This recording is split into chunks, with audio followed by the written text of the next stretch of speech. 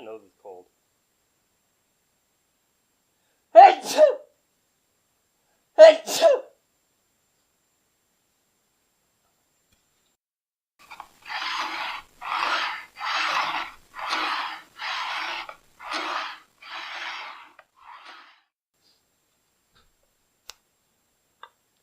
What up, folks? This is Harmsy, back in the Soundbox, and in this video, I am getting back to work on this guy. But before I get into that, I was taking off some bits so that I could get it ready to work on when I noticed a huge spot of rust on the bottom of this metal bar here.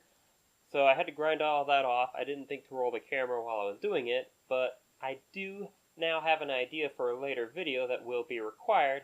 But first, I gotta order up some zinc. But anyway, this guy right here is called a Greml. You can get really good ones from LMI for 55 bucks, but since I'm on a tight budget and I had some materials laying around, I made a crappy one myself. We'll see how well it works. But the way it works is you got this flat side and this curvy side. Curvy side is for the inside of curves.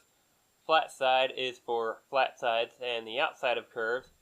And you just drag it along like that. And it makes little scritches that you can dig out channels with.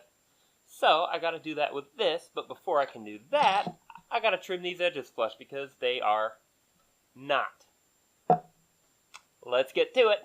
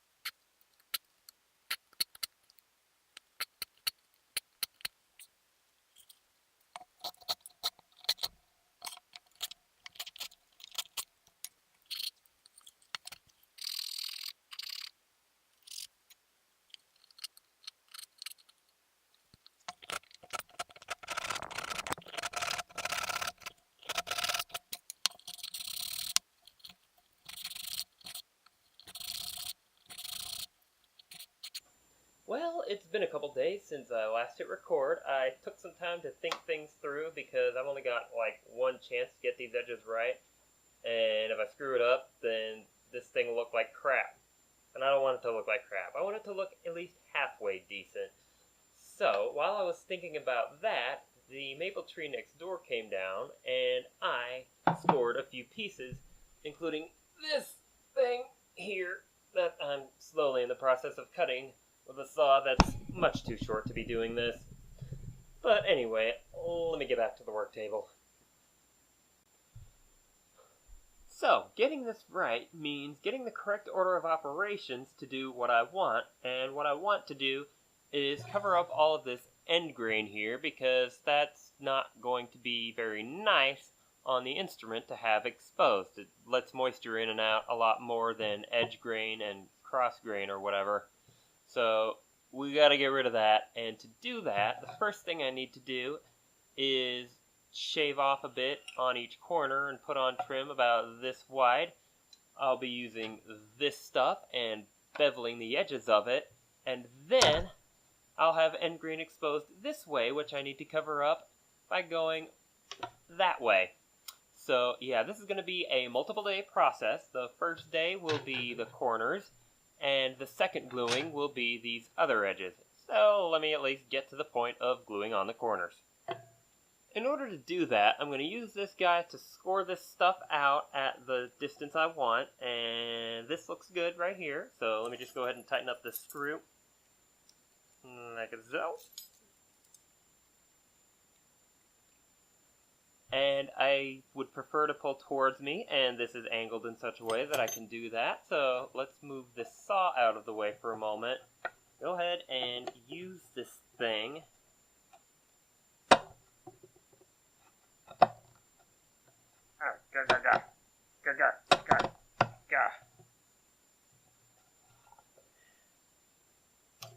think that this thing sticks out a little too much.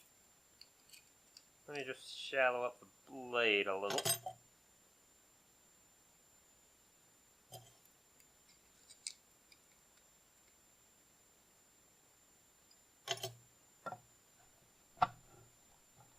And try again.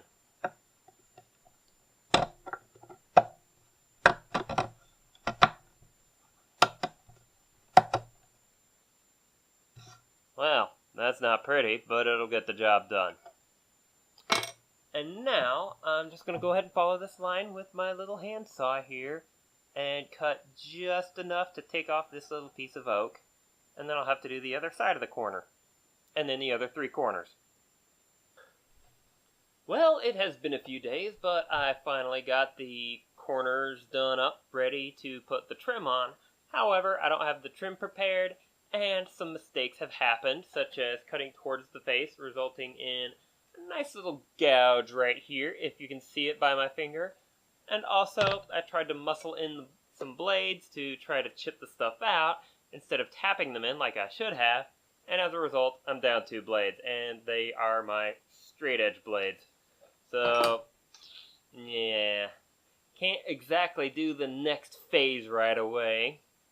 But I got something at Aldi today for $7, and I want to see if they're any good. So let me go ahead and set up a testing area and then start the camera again. First, we got to open it up with a knife that Nick Shabazz doesn't like. Ow.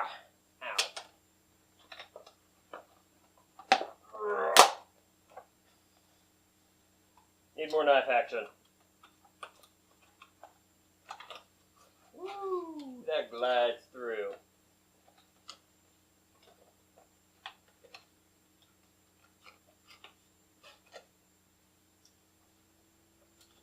Chrome vanadium. Ooh. I don't know if that's good or bad.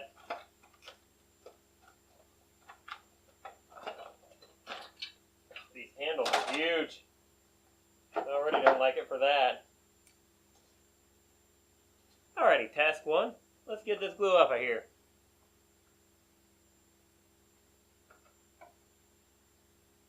Actually, task 1 is to see if it's sharp.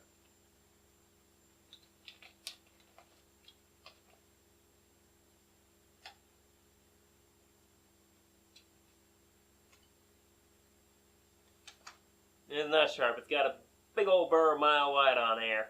But I'm going to try anyway to get this glue off of here. Let me get one of these middle ones here. Woo!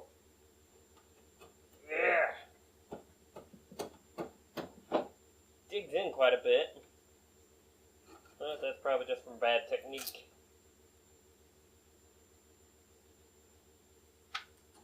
Well, I just went and checked the file, and it's been a week since I last hit the record button.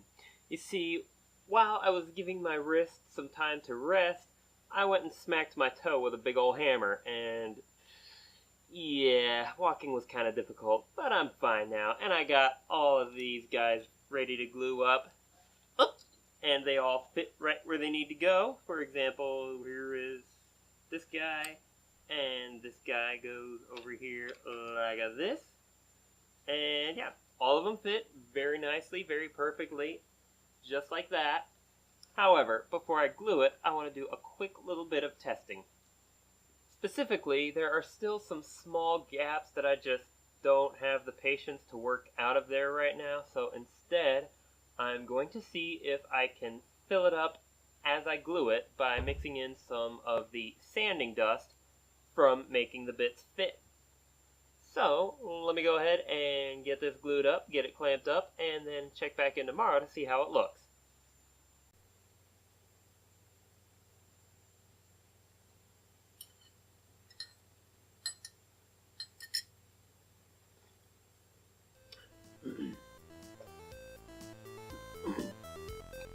Well, I did the experiment, and the result is not really what I wanted. If you can see this little blob here where it filled in, it's a lot darker than the wood around it. And I was kind of hoping it would match a little better, so no mixing in sawdust when I glue the thing up. But anyway, let's go ahead and do a speedy bit of me gluing the thing up. And then I'm going to tie it with some of the string as a clamp.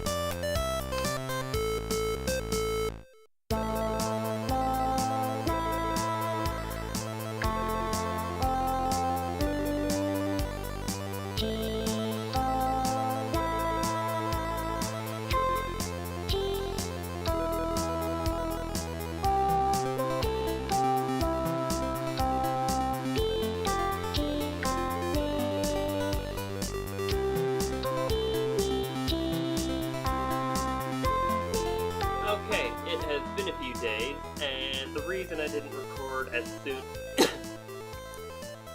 Okay, it has been a few days. I didn't hit the record button quite as soon as the glue dried because I was waffling back and forth about a decision I had to make. And let me do some explaining after I do some showing. So, here we have the instrument with the corners glued up. Let me go ahead and untie this real quick, like so. And... Come on. And there we go. Come on. Get up there. Stuck to the corners. Oh well. Okay, so now that that's out of the way, I intentionally left this offset a little bit, and I tried to do that on all four corners, but this was only one where it was really noticeable, and over here it actually came out a little bit proud of how it should have been.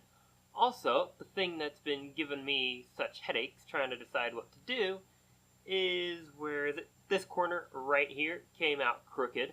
What I should have done, let me just go ahead and show you that real quick. What I should have done was put a shim on there to keep it straight, but I didn't. And the decision was whether or not to rip it out and try again, or just leave it and try to sand it down. I'm going to leave it and try to sand it down because I used wood glue, not hide glue. With hide glue, I could just steam it and pop the part off and try again. But with this wood glue, what was happening when I took off the end of the oak was it left the wood underneath very ugly, all tearing and not great. And it's probably going to leave glue behind and be just too much work. It'll be easier just to even it out and try to do better next time. So let me go ahead and cut these down even, and then try to do some magic on this messed up corner here. Alrighty, between the chisel and the sanding stick, I'm not sure which chisel I used. This might be it, it might not, I don't know. But anyway, between these two tools, I got this thing done up pretty quickly. The edges feel much nicer. There's still some gap in here, and there is a little bit of elevation change there, but it's barely noticeable. And when I get it all finished up nice and smooth, it won't be noticeable at all. I'm going to stop it here, however, because my shoulder is a bit of a mess, and I think I want to use some of my black walnut for this trim up here, and in order to do that, I got to cut some pieces and do some measuring and just do a lot more work that I don't really feel up to doing at the moment. So that's going to do it for this video, and until next time, I've got a little bit of cleaning up to do because, well, Alex Steele was right. Flat surfaces are bad.